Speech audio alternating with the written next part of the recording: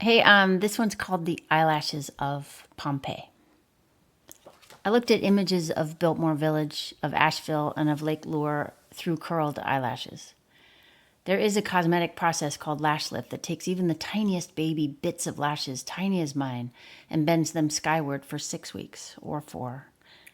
This means nothing to nobody but the wearer, who may feel a pixie dust brighter for it. The lash lift seems to rely on the same chemical logic as did a fateful perm my unsuspecting and very straight hair suffered to near tragic effect in the long, long spring of my senior year. This perm was so bad that loved ones did not mention its existence. I would tie things into it to distract the eye. This perm was how I learned to start a day under adverse conditions, noting that I was still alive and that I was likely to be alive by day's end. Under this unspeakable hairdo, I would say to that young mirror, I am breathing and I will proceed. Now, in the case of the lash lift, no such calamity, short of perhaps blindness, seemed at hand. You just lay still while another human being that Yelp says can does intricate things carefully around your eyes. In my case, Tyler was her name. Her eyelashes looked like English hedgerows next to my own breathy nothings. It wasn't until she spoke of the traffic getting from Vallejo, where she lived, to this San Anselmo salon where I now lay like a caught mummy, that the absurdity of me began to hit.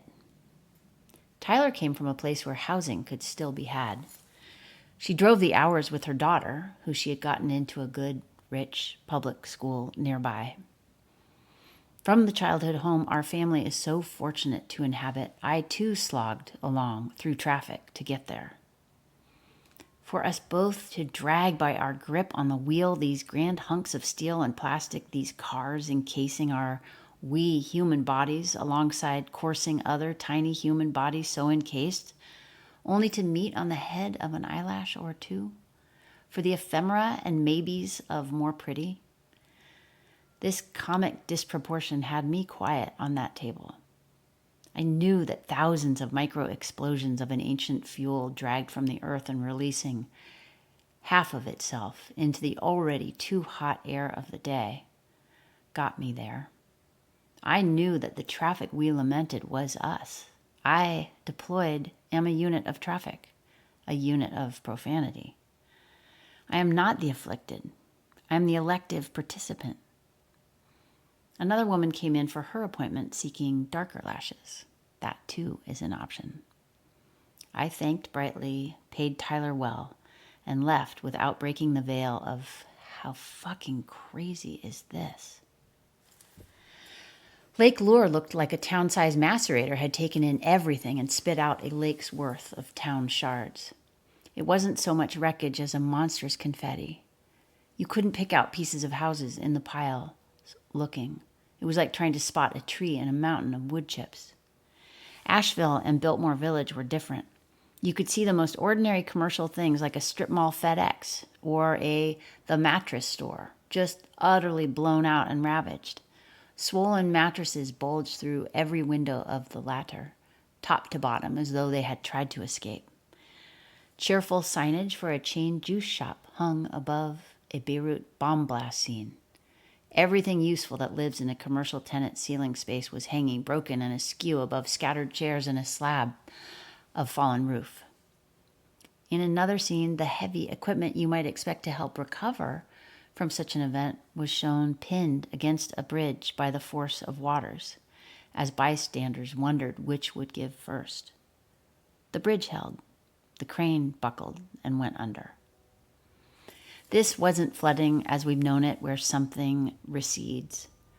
This had force and such speed. It was like a gigantic dish disposal lifted off its mount and raged through the night against everything human-built or otherwise. The brisk, impassive welcome of chain America, where, say, your grande oat milk matcha latte hot tastes exactly as delicious in Wichita as it does in Albuquerque, as it does anywhere the demographics of money and people are sufficient to cite it, was blown to naught by another extreme unnatural weather event. As I picked through these images of someone else's previously ordinary commercial life, I thought that to say extreme is the luxury of right now, and it is passing. How many cataclysms in a row can you still be calling extreme? Milton climbed right up Helene's back. And to say weather event is the tissue paper way we hand words that are light to each other about anvils of dismay we have not yet learned to carry. To say unnatural, that is the key.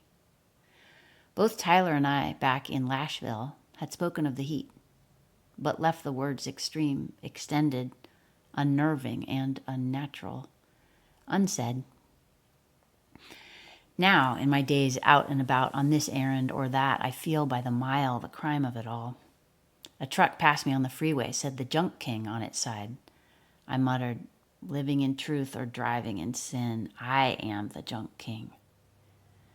We are these living hours, and these hours only. Why spend them feeling too absurd? Choose to eyelash, but clearly with all of your singular joy, not in the numbed and mindless buy factory.